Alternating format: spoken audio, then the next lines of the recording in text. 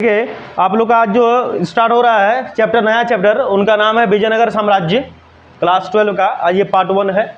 आप देख सकते हो यहाँ पर लिखा हुआ है सारा चीज़, मैं इसको समझाऊंगा अभी। उसके पहले कुछ बुक में आपकी जानकारी दी गई, बुक से कुछ और जानकारी हम लोग प्राप्त कर लेते हैं। विजयनगर अथवा विजय का शहर। देखिए, सबसे पहला सवाल मैंने उस दिन में आपको क्लियर कराया था कि विजयनगर से सवाल क्या क्या पूछे जा सकते हैं। तो सबसे पहले पूछा जाएगा सवाल, विजयनगर का अर्थ पूछा जाएगा, और अर्थ मैंने बताया था विजय का शहर बोल लो या जीत का शहर बोल लो, दोनों एक ही है। दोनों में से नाम कोई भी याद रखना हो जाएगा। शब्दार्थ यानी शाब्दिक अर्थ आपसे पूछे जाते हैं। तो विजयनगर अथवा विजय का शहर एक शहर और एक साम्राज्य दोनों के लिए प्रयुक्त किया गया। याद रखिएगा, विजयनगर जो शब्द है, विजय नगर, ये एक साम्राज्य भी है और एक शहर भी है। ये दोनों के लिए ये शब्द का यूज किया गया और इसका शाब्दिक अर्थ है जीत का शहर या विजय का शहर। और क्या बोला है कि इसकी स्थापना 14वीं शताब्दी में की गई थी। यहाँ सुना, दो सवाल यहाँ से बड़ा इंपॉर्टेंट है। क्या सवाल इंपॉर्टेंट है? पहला सवाल सुनिएगा, अगर आपसे पूछा जाए कि विजयनगर साम्राज्य की स्थापना से दो सवाल पूछे जाएंगे। पहला सवाल, अगर शताब्दी पूछे तो 14वीं बताइएगा, और अगर आपको पूरा एग्जैक्ट डेट पूछ लिया जाए, ठीक है ना, अगर टाइम अगर समय पूछ लिया जाए, डेट, तो आपको क्या लिखना है? 1336। दोनों में कन्फ्यूजन नहीं होइएगा। कहाँ से सवाल आपको घुमा सकता, मैं आपको समझा रहा हूँ, समझ लो। यहाँ से सबसे पहला बताया कि विजयनगर का अर्थ विजय का शहर अथवा जीत का शहर, सवाल पहला क्लियर। दूसरा, विजयनगर शब्द का प्रयोग कितने चीज़ों के लिए हुआ है? दो चीज़ के लिए हुआ है। एक है साम्राज्य के लिए भी इनका यूज हुआ, विजयनगर साम्राज्य बोलते हैं, और विजयनगर शहर के लिए भी बोलते हैं। और साथ हमसे पूछा जाएगा विजयनगर साम्राज्य की स्थापना का से दो सवाल, एक बार शताब्दी पूछ लिया जाएगा आपसे, और एक बार पूरा डेट पूछ लिया जाएगा आपसे, ईयर। तो शताब्दी जब पूछेगा तो 14वीं शताब्दी, और जब समय पूछेगा, डेट पूछेगा, ईयर पूछेगा तो 1336 में कहिएगा। दोनों में कन्फ्यूजन नहीं कीजिएगा। हो गया। और क्या आवश्यकता देखिएगा, किताब में ही आपका सारा चीज लिखा हुआ है। तो इस साम्राज्य की स्थापना 14वीं शताब्दी में की गई थी। अपने चरमोत्कर्ष पर यह उत्तर में कृष्णा नदी से लेकर प्रायद्वीप के दक्षिण सुदूर तक फैला हुआ था। अब देखिए, यहाँ पर एक चीज़ और है, ध्यान सुनिएगा कि ये रहा अपना इंडिया का मैप। अब इंडिया का मैप में जरा आप देखिएगा, ध्यान से, दिख रहा है आपको? इंडिया के मैप में देखिएगा, ये रहा इंडिया का मैप। इस पर जो है महाराष्ट्र का एक जगह है महाबलेश्वर नामक जगह से निकलती एक नदी, और वो नदी महाराष्ट्र से होते हुए, कर्नाटक से होते हुए, फिर वो आंध्र प्रदेश से निकलकर, आंध्र प्रदेश तेलंगाना के बॉर्डर से निकलकर कहाँ चली जाती है? वो बंगाल की खाड़ी में क्या होती है? वो नदी जाकर मिल जाती है। उस नदी का नाम है कृष्णा नदी। ध्यान सुनना, उन नदी का नाम है कृष्णा नदी। कृष्णा नदी का उद्गम स्थल है महाबलेश्वरम। ठीक है, वो महाराष्ट्र से निकलते हुए कर्नाटक और निकलते हुए आंध्र प्रदेश और तेलंगाना के बॉर्डर से होते हुए फिर कहाँ चली जाती हैं? बंगाल की खाड़ी में नदी गिर जाती है। तो ये जो नदी आप देख रहे हो स्वरूप, इस नदी के इस साइड में, दक्षिण में जो भी है, ये पूरा क्या है हम लोग का? विजयनगर है। ठीक है, विजयनगर इसी को बोलते हैं। ये इसके जो नीचे जो देख रहे हो पूरा एरिया, ये पूरा एरिया, ये सब जो है ये विजयनगर का अंतर्गत में ये एरिया आते हैं। ठीक है, तो विजयनगर यानी कृष्णा नदी। ठीक है, और क्या बोला जरा सुनना, और कहा इसमें कि कृष्णा नदी के बारे में मैंने आपको जानकारी दे दी। कृष्णा नदी के लेकर प्रायद्वीप के सुदूर दक्षिण तक, कृष्णा नदी से एकदम दक्षिण तक फैला हुआ है क्या? विजयनगर साम्राज्य। हो गया, तो हो गया। 1565 में इस पर आक्रमण कर इसे लूट लिया गया। इसको आगे पढ़ोगे आप, फिर जो दिया है समरी उसको सुन लो। 1565 में, कितना में? 1565 में एक युद्ध होता है। उस युद्ध का नाम आगे पढ़ोगे आप। उस युद्ध में विजयनगर साम्राज्य को लूट लिया जाता है अहमदनगर, बीजापुर, बिदर और गोलकुंडा के द्वारा। बताएंगे आगे चलकर हम। उसके बाद देखो, लूट लिया जाता है, मतलब लूट लिया जाता है, उजाड़ दिया जाता है, आग लगा दिया जाता है, ध्वस्त कर दिया जाता है, खत्म कर दिया जाता है। विजयनगर पूरी तरह से खत्म हो गया। हालांकि 17वीं 18वीं शताब्दी तक यह पूरी तरह से एकदम खत्म हो चुका था। देखिए, विजयनगर 1336 में बना, मतलब 14वीं शताब्दी में बना। ठीक है, 14वीं शताब्दी में बनता है। एक एक बात को याद रखना, एक एक बात, शब्दों को गौर कीजिए हमारी। 14वीं शताब्दी में बनते हैं और जाकर 17वीं 18वीं शताब्दी तक, सदी तक ये पूरी तरह क्या हो जाते हैं, एकदम ख़त्म हो जाते हैं, कुछ भी नहीं बचता है, अवशेष बचते हैं। और फिर उन अवशेषों की भी खोज होती है कॉलिन मैकेंजी द्वारा, अभी इसको पढ़ाऊंगा मैं 1800 में, तो ये खत्म हो जाता है। तो अगर आपसे सवाल पूछा जाए कि विजयनगर साम्राज्य की स्थापना किस शताब्दी में, 14वीं, और ख़त्म किस शताब्दी में, तो 17वीं 18वीं दोनों लिखिएगा, या ऑप्शन में देखिए, जैसे ऑप्शन होगा वैसे लिखिएगा। अगर ऑप्शन में 17 दे जाए और 18 दोनों दे दे तो एक ऑप्शन ए और बी दोनों बनेगा, और अगर 17वीं 18वीं दोनों दे दे तो दोनों को मारिएगा, और सिर्फ 17 दे दे तो सिर्फ 17 को मारिएगा, सिर्फ 18 दे दे तो सिर्फ 18 को ही मारिएगा। अब समझ गया मामला क्या बोलने बताया, आप सुनो। 17वीं 18वीं के शताब्दी तक पूरी तरह विजयनगर साम्राज्य एकदम खत्म, पर फिर भी कृष्णा तुंगभद्रा दोआब क्षेत्र के निवासियों की स्मृति में है जीवित रहा। अच्छा, एक नदी और है तुंगभद्रा, देखिए तुंगभद्रा नदी समझ लो। तुंगभद्रा नदी कर्नाटक, देखो कर्नाटक से ये तुंगभद्रा नदी जाती है और ये कृष्णा नदी में जाकर मिल जाती है, याद रखना। कर्नाटक से तुंगभद्रा नदी निकलती है और कृष्णा नदी में मिल जाती है। कौन मिल, देखो कृष्णा नदी यहाँ पर क्या हो गया, मेन रिवर कृष्णा नदी है, तुंगभद्रा नदी सहायक नदी है, याद रखना। तुंगभद्रा क्या है, सहायक नदी। सहायक नदी किसको बोलते हैं, किसको बोलते हैं, जो मेन नदी में आकर मिलते हैं। तो कृष्णा नदी यहाँ पर हो गया प्रमुख नदी, ये हो गया हेड नदी, और ये इसका सहायक नदी है तुंगभद्रा। तो तुंगभद्रा जाकर किससे मिल जाती है, कृष्णा नदी से, और फिर यहाँ से दोनों एक साथ पानी लेकर जाकर फिर बंगाल की खाड़ी में जाकर गिरा देते हैं। तो कृष्णा नदी और तुंगभद्रा नदी इसके एरिया के, इसी के बीच में क्या बसा था, विजयनगर साम्राज्य। इसको दोआब बोलते हैं, दो आब, आब मने नदी, दो मने दो नदी कौन कौन है, कृष्णा नदी और तुंगभद्रा नदी, इस बात को याद रखना ना, तुंगभद्रा। उसके बाद क्या होता है जरा सुनना, तो उन्होंने इसे हम्पी नाम से याद रखा, हम्पी। और हम्पी, अब देखो विजयनगर को हम्पी भी कहा जाता है, आज के डेट में विजयनगर नहीं है, आज के डेट में हम्पी है। बस बात को सुनना, आज के डेट में विजयनगर नहीं है, विजयनगर सिर्फ इतिहासों में है, इतिहास के पन्नों में रह गया है। अभी उसी जगह का नाम हम्पी पड़ गया है, क्योंकि विजयनगर साम्राज्य की राजधानी कभी हम्पी हुआ करती थी। अच्छा, हम्पी अब क्यों नाम पड़ा, क्या नाम था, हम्पी। अब ये देखो हम्पी यहाँ लिखा भी है आपके पास, ये हम्पी क्यों नाम पड़ा, तो जानना, सुनो ध्यान से, कि वहाँ के जो लोग थे, वहाँ के जो निवासी लोग थे, इन्होंने हम्पी को तो याद रखा ही है, साथ में कहते हैं यहाँ का स्थानीय मातृ देवी जो है पंपा देवी, याद रखना।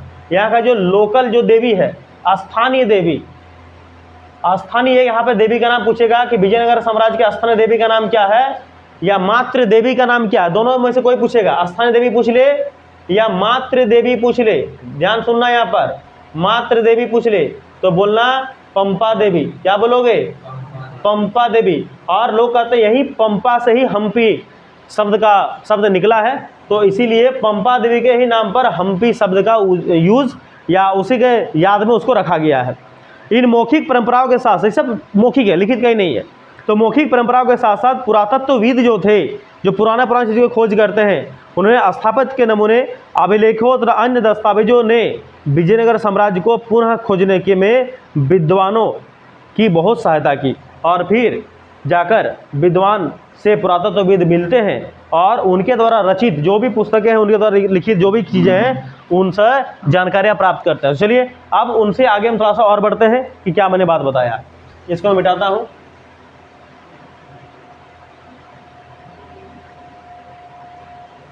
ये तो हमने बता कर रखा कल भी।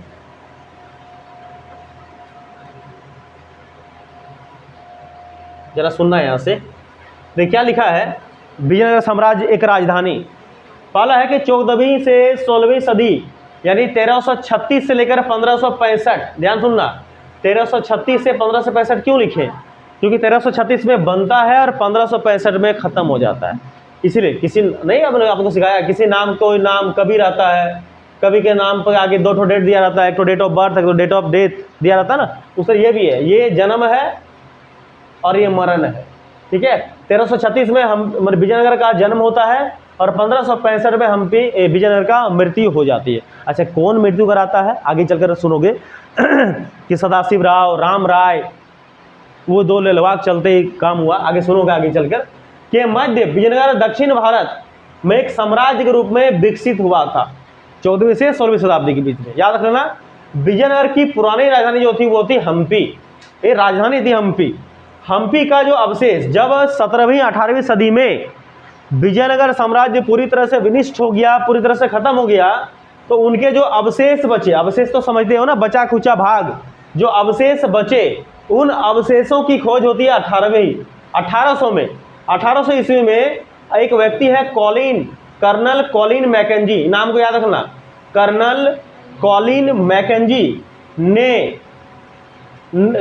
क्या करता है कि इनकी ओर से पहला सर्वेक्षण मानचित्र तैयार किया जाता है। सर्वेक्षण मानचित्र, ये इतिहासकार भी थे, मानचित्रकार भी थे, ये विद्वान भी थे, दार्शनिक भी थे, ये सब थे कॉलिन मैकेंजी। तो Colin McKenzie east India company, आप नाम सुने होंगे, ईस्ट इंडिया कंपनी में कार्य करता था, अंग्रेजों वाला, और इनका जन्म हुआ था 1754 में। जन्म पूछ लिया था, याद रखना, 1754 में इनका जन्म हुआ था, और 1815 में भारत का पहला सर्वेयर जनरल इनको बनाया गया।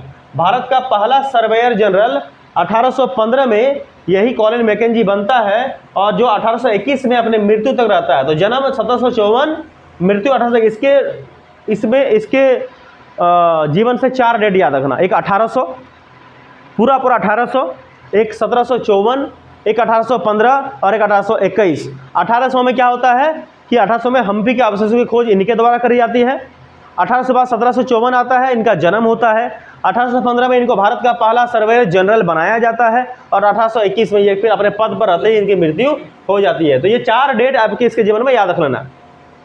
विजयनगर की जानकारी अब आगे और पढ़ोगे। एक मंदिर है विरूपाक्ष मंदिर, और एक स्थानीय, अभी लिखा था स्थानीय मातृ देवी है पंपा देवी।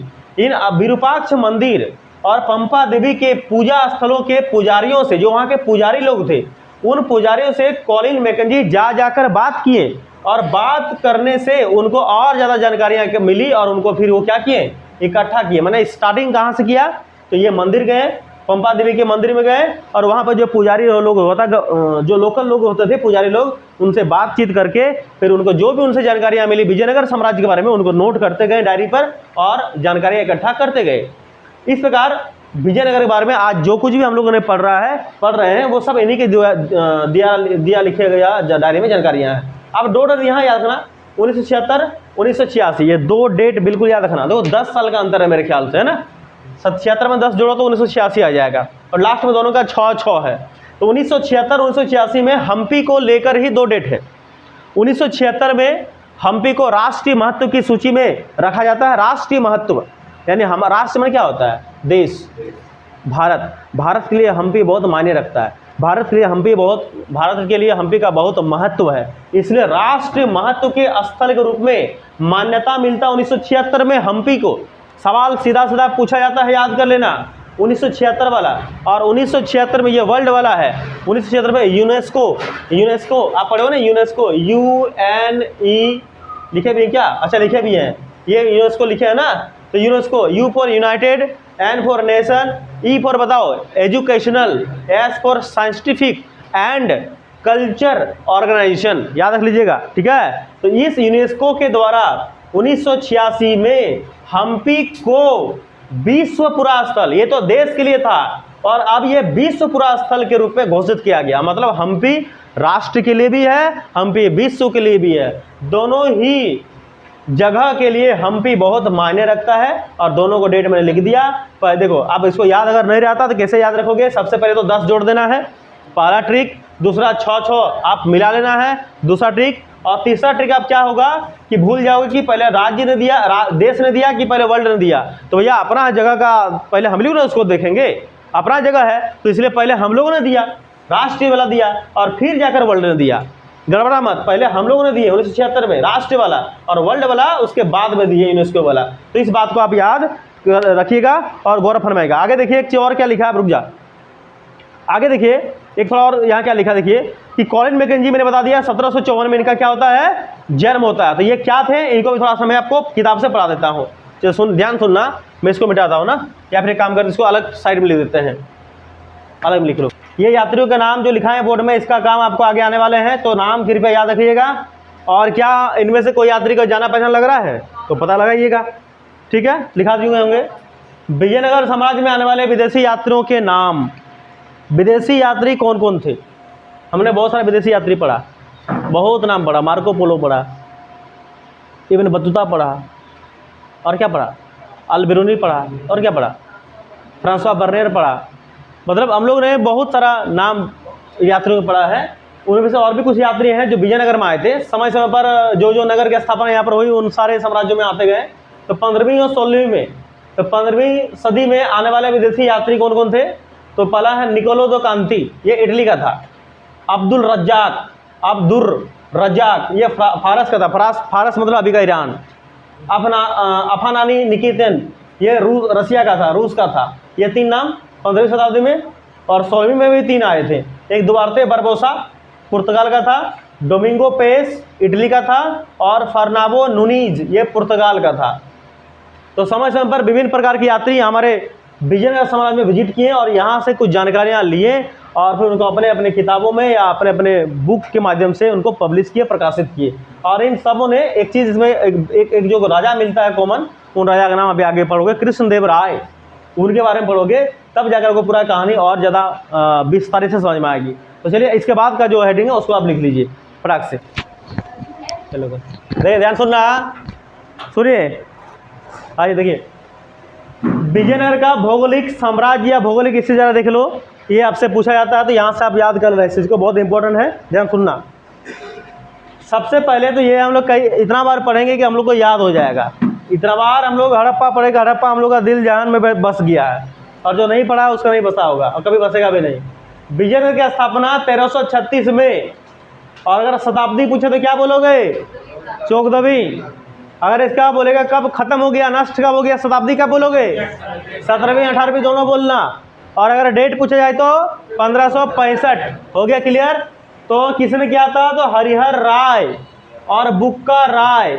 एग्जाम में हो सकता है कि हरिहर और बुक्का दे दे खाली, तो आप खोजोगे राय, नहीं मिला, हरिहर भी चल जाएगा ना। हरिहर और बुक्का राय ये 2 भाई था, ये दोनों भाई ने मिलकर किया था। इसका कहानी मैंने आपको सुनाया था कि हरिहर और बुक्का नाम के जो 2 भाई थे, ये उस समय दिल्ली के सुल्तान मोहम्मद बिन तुगलक के राज दरबार में ये मंत्री के पद पर कार्यरत थे। और उस समय मोहम्मद बिन तुगलक जो थे वो जो नॉन मुस्लिम था, जो मुस्लिम नहीं थे, उन लोगों का धर्म परिवर्तन करवा रहा था। उस दौरान हरिहर और बुक्का को भी पकड़ा गया और इनका भी धर्म परिवर्तन कराया गया और धर्म परिवर्तन हो भी गया हरिहर बुक्का का। लेकिन कुछ समय के बाद इनको एहसास हुआ कि नहीं, हम लोग को जैसे थे वैसे ही होना है, हम लोग वापस से हिंदू में आना चाहते हैं, लेकिन हिंदू का ऑप्शन वहाँ पर नहीं है। कहाँ पर नहीं है? जब तक दिल्ली सुल्तान के पास रहोगे हिंदू का ऑप्शन वहाँ पर नहीं है, हिंदू का ऑप्शन को डिलीट कर दिया गया है। तो इन लोगों ने फिर अपने जान बचाकर भागता है और भागते हुए तुंगभद्रा नदी के किनारे तक पहुँचते हैं। वहीं पर इनका मुलाकात एक संत से होती है जो बाद में उनका गुरु के रूप में इनका आदर दिया जाता है। उनका नाम है विद्यारण्य संत, नाम बिल्कुल याद रखना।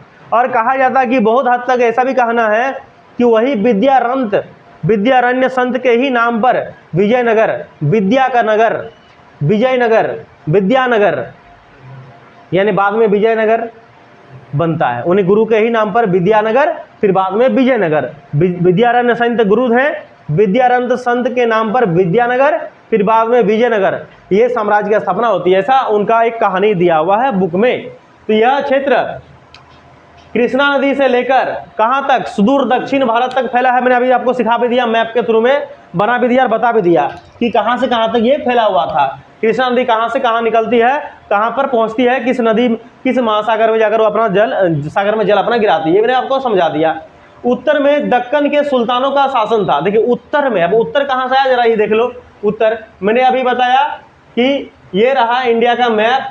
अगर ये रहा इंडिया का मैप, तो ये जगह पे जो था यहाँ से निकलती कृष्णा नदी, और कृष्णा नदी के ऊपर जो एरिया है यहाँ पर अहमदनगर महाराष्ट्र वाले, बीजापुर कर्नाटक वाले, बीदर और गोलकुंडा, इन 4 मुस्लिम शासकों का साम्राज्य चलता था। याद रखना, इन 4 मुस्लिम शासकों का साम्राज्य कृष्णा नदी के ऊपर में, यानी बोल दो विजयनगर के उत्तर साइड में, लिखा है ना यहाँ पर कि उत्तर में उत्तर में यानी दक्कन के सुल्तानों का शासन था। दक्कन के सुल्तान यही लोग थे, अहमदनगर के सुल्तान, बीजापुर के सुल्तान, बीदर के सुल्तान और गोलकुंडा के सुल्तान। इन्हीं चारों को मिलाकर पहले बहमनी कहा जाता था। याद रखना, बहमनी जो साम्राज्य था ना, इन्हीं चारों को मिलाकर पहले बहमनी साम्राज्य कहा जाता था।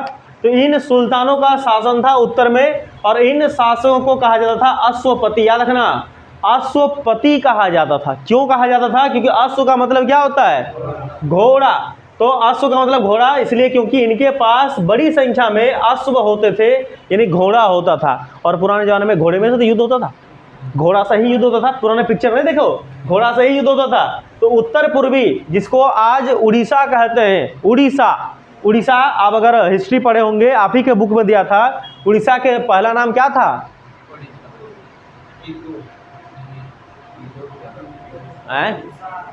क्या? ईदो कौन सी हो गया? एदो होको क्वासो सुकुसु, ये जापान का आइलैंड है। ईदो ये सब यहाँ नहीं है, वो जापान वाला है। याद करो, जहाँ पर अशोक ने लड़ाई किया था, और अशोक का लड़ाई जो इसी युद्ध के बाद उसने अपना मन बदल लिया और बुद्धम शरणम गच्छामि किया। 261 ईसा पूर्व में युद्ध हुआ था। अरे कैसे आदमी हो यार तुम लोग, बकवा लोग हैं। उस समय उनकी राजधानी तोसली हुआ करती थी। अब तो बता दे, इतना तो बता दिया हिंस, तुम एग्जाम दोगे, तुम पढ़ोगे, पास तुम होएगा, नाम तुम्हारे स्कूल के टीचर का होगा, और मरेंगे भूखेंगे हम हैं तोरे पीछे। इतना बाकी सब होते हो। देखो एक बात समझ लेना, पढ़ाई के पास दूसरा ऑप्शन तुम्हारे पास कुछ नहीं है। अगर है तो बताओ, है कोई ऑप्शन दूसरा? बिना पढ़ाई का कुछ नहीं हो सकता तुम्हारा, बिना पढ़ाई का। पढ़ाई के अलावा दूसरा कोई ऑप्शन नहीं है। अभी 4 दिन में बड़ी मज़ा आएगा, अभी 4 दिन बहुत मज़े आएंगे। शॉर्टकट में बड़ी मज़ा आता है 4 दिन में, और उसके बाद जो शॉर्टकटवा जब फुरा जाता है ना, तब आगे चलकर वही बिदर बिदर कर रोते हो और लोगों के पास दुख सुनाते फिरते हो। तो पढ़ाई के अलावा दूसरा कोई ऑप्शन आपके पास नहीं मेरे भाई, ये जान लीजिएगा और पढ़िए मन लगाकर। उड़ीसा को पहले कलिंग कहा जाता था। रे भाई लोग, कलिंग का ही युद्ध से अशोक का मन बदला और उसने युद्ध से अपना नाता छोड़ लिया, राजपाट को त्याग दिया, और उसी दिन से वो बुद्धम शरणम गच्छामि यानी बौद्ध धर्म का अनुयायी बन गया। इन्होंने उसी युद्ध के बाद अपने पुत्र और पुत्री संघमित्रा और महेंद्र, जो कि अशोक के पुत्र और पुत्री हैं, उनको श्रीलंका भेज दिया और कहा कि जाओ बुद्ध धर्म का प्रचार प्रसार करो। नहीं पढ़े तो क्या पढ़े आप, जुट का बीच में आगे नाटक रिवीज ना करो। आइए उत्तर पूर्व में उड़ीसा क्षेत्र में देखिए, जिस प्रकार दक्कन के सुल्तान को अश्वपति कहा जाता था, उसने उत्तर पूर्व यानी उड़ीसा के शासकों को गजपति कहा जाता था। गजपति शासन करते थे क्योंकि इनके पास बड़ी संख्या में क्या होता था? गज माने हाथी होता है, हाथी, इसलिए हाथी यानी गजपति कहा जाता था।